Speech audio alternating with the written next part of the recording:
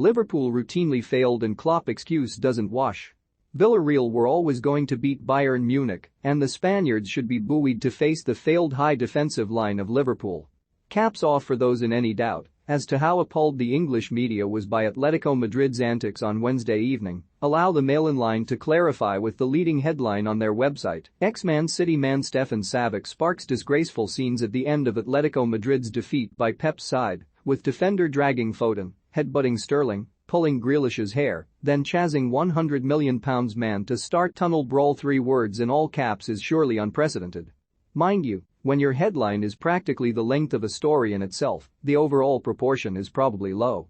Real estate David Maddock, in the second paragraph of his Daily Mirror column scoffing at the social media fume of Liverpool's rival fans lathering themselves up into a total meltdown at Villarreal awaiting in a supposedly straightforward Champions League semi-final, a team from Spain who won the Europa League only last May and knocked mighty Juventus out of this season's Champions League by beating them 3-0 in their own backyard, defeated a Bayern Munich team in transition to reach the semi-final.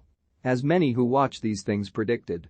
David Maddock, in the 8th paragraph of the same column, no one expected them to go to Turin and beat Juve after drawing in the first leg, but they sauntered to victory with 3 unanswered, late goals.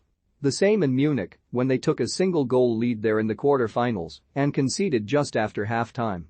It was just a matter of when Bayern scored the second until Samuel Chukwueze scored a late goal to put the Spaniards through. So many who watch these things predicted that Villarreal would beat mighty Juventuses and a Bayern Munich team in transition, but no one expected them to beat Juventus, and it was just a matter of when Bayern would win. Bayern and selling Maddock even suggests that Klopp knew Bayern were rebuilding, and so this season was never going to be their year in Europe. It seems strange that we are told this now instead of, say, December, when the Bundesliga side completed a perfect group stage by scoring 22 goals and conceding 3. Or after they hammered Salzburg 7-1 in the second leg of their last 16 tie. But still, at least Klopp and Mystic Maddock was always aware Bayern wouldn't make it to the semis. And happily the Liverpool manager has an opportunity to avenge their Europa League semi-final first-leg defeat at Villarreal in 2016. That remains a bruising memory which Klopp still mentions to this day. Even though they won the second leg at Anfield 3-0, and the German does not seem to have publicly mentioned that bruising memory since. Crowdfunding completing the hat-trick, Northern football correspondent Maddock temporarily abandons any pretense of impartiality to write the following. Villarreal isn't the Stadio Olimpico, their tiny little Estadio de la Ceramica has a European capacity of just 21,000, which is not much more than the city centre destination of Liverpool's infamous Concert Square hosts on a riotous summer evening. It's probably more than the average Manchester City Euro attendance, but that's another story. Ha! Got him? Highlight switch. The first paragraph of Ian Ladyman's Daily Mail report from Anfield reads thus: at the end it was Liverpool who were through to another Champions League semi-final, but the Benfica players who gathered in front of their supporters taking the acclaim. Portuguese football is not what it was, and as such a draw at Anfield represents a career highlight. Seems a bit patronizing.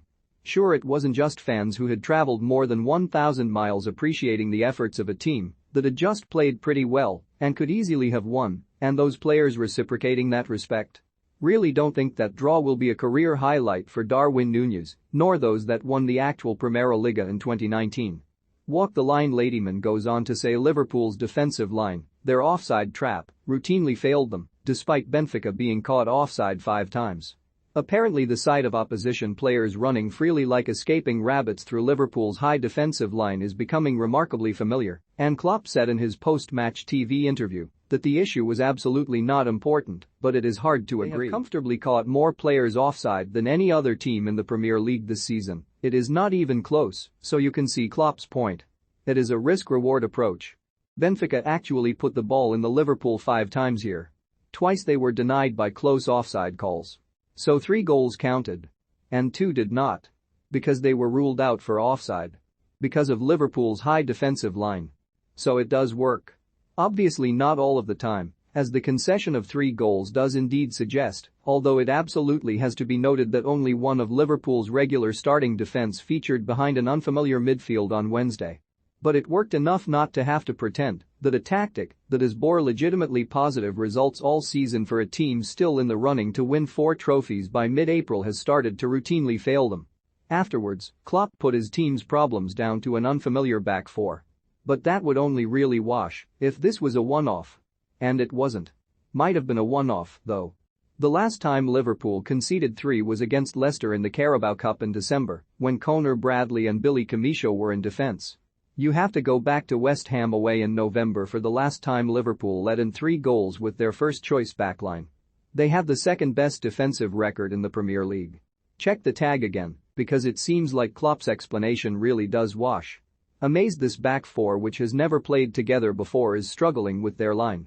Andrew Beasley, at Bastonedtard, April 13, 2022. 3 is the magic number, it's not up for debate. Jamie Carragher names his all-time Liverpool's eye, picking just 3 current players in favour of the likes of Ray Clements, John Barnes and Kenny Dalglish, male in line. The just 3 is a little weird. Liverpool were founded almost 130 years ago and have won 19 top-flight league titles, 6 Champions League and numerous other trophies. For current players to make up more than a quarter of their all-time team is an incredibly high amount.